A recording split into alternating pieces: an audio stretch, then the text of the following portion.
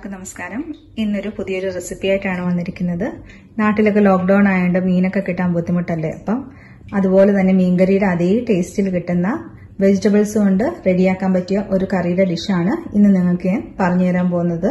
അപ്പം അതിനുവേണ്ടി ഒരു മുരിങ്ങയ്ക്ക നിങ്ങളുടെ നാട്ടിൽ എന്നാ പറയുന്നതെന്ന് അറിയത്തില്ല. ഇവിടെ മുരിങ്ങക്കോല് ഞാൻ ഒരെണ്ണം എടുത്തിട്ടുണ്ട്. പിന്നെ അതുപോലെ തന്നെ 6 ചെറിയ ഉള്ളി പീസാക്കി വെച്ചിട്ടുണ്ട്. പിന്നെ 2 പച്ചമുളക്, പിന്നെ ഒരു തക്കാളി ചെറുതായിട്ട് അരിഞ്ഞു വെച്ചിട്ടുണ്ട്.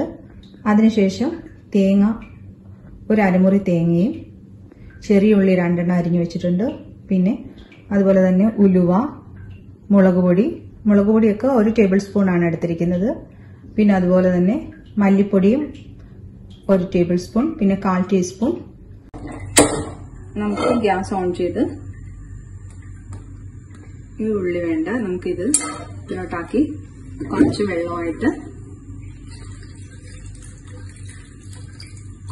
ഒഴിച്ച് കുറച്ച് ഉപ്പും കൂടെ നമുക്ക് ഇട്ട് കൊടുത്ത് ഈ ഉള്ളിയും തക്കാളിയും മുരിങ്ങക്കോലും ഒക്കെ നന്നായിട്ട് വെന്ത് ഉടഞ്ഞു കിട്ടുമ്പോഴാണ് നമ്മൾ എടുത്തു വെച്ചിരിക്കുന്ന അരച്ചെടുക്കുന്നത്. അപ്പൊ നമുക്കിത് നന്നായിട്ട് വേവുന്നവരൊന്ന് വെയിറ്റ് ചെയ്യാം.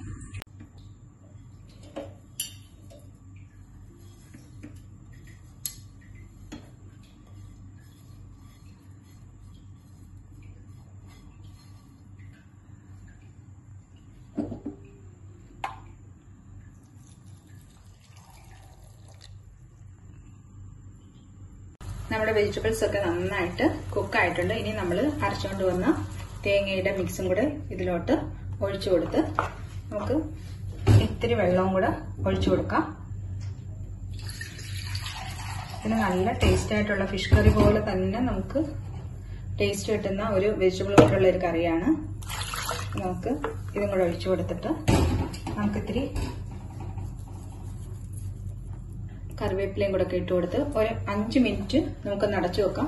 അപ്പോഴത്തേക്ക് നമ്മുടെ കറി ഒന്ന് റെഡിയാവും. വളരെ പെട്ടെന്ന് തന്നെ ഉണ്ടാക്കുന്ന ഒരു വെജിറ്റബിൾ കൊണ്ടുള്ള ഒരു കറിയാണ്. അപ്പൊ നമുക്കിതൊന്ന് 5 മിനിറ്റത്തേക്ക് ഒന്ന് അടച്ചു വെക്കാം. ആ സമയം കൊണ്ട് നമുക്ക് ഒന്ന് ഉള്ളിയും കടുകും ഒക്കെ ഇട്ടൊന്ന് കടുക് വറുത്തെടുക്കാം. അപ്പം തന്നെ 5 മിനിറ്റ് കൊണ്ട് തന്നെ നമുക്ക് പെട്ടെന്ന് ചെയ്യാൻ പറ്റുന്ന ഒരു കറിയാണ്. ഫിഷ് ഇല്ലെങ്കിലും നമുക്ക് ഈ വെജിറ്റബിൾസ് കൊണ്ട് അഡ്ജസ്റ്റ് ചെയ്ത് ചോറ് കഴിക്കാനൊക്കെ പറ്റും. അപ്പോൾ ഇതെല്ലാവരും ട്രൈ ചെയ്യുക. ഞാനിതൊന്ന് കടുക് വറുക്കട്ടെ. നമ്മുടെ കറിയിൽ തക്കാളിക്ക് പുളി ഇല്ലെങ്കിൽ നമുക്ക് ഇതിന് പുളി കുറവാണ്. അപ്പം ഞാൻ ഇച്ചിരി നമ്മുടെ വാളംപുളി ഇത്തിരി പിഴിഞ്ഞ് ഇതിലോട്ട് ഒഴിച്ചു കൊടുക്കുന്നുണ്ട്. നിങ്ങൾ നോക്കണം, തക്കാളിക്ക് പുളി ഇല്ലെങ്കിൽ ഇത്തിരി പുളി ഇതിലോട്ട് പിഴിഞ്ഞു കൊടുക്കണം.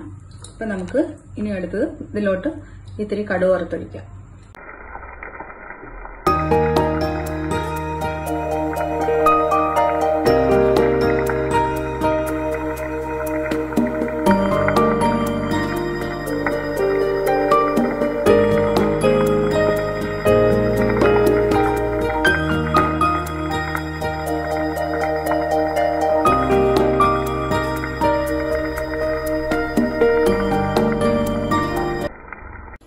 നമ്മുടെ ഇവിടെ കറി റെഡി ആയിട്ടുണ്ട്. ഇനി നമുക്ക് കടുക് വറുത്തതും കൂടെ ഇതിലോട്ട് ഒഴിച്ചു കൊടുക്കാം. ഇനി നമുക്ക് തീ ഓഫ് ചെയ്തേക്കാം. ഇത് നല്ല ടേസ്റ്റി ആയിട്ടുള്ള ഒരു കറിയാണ്.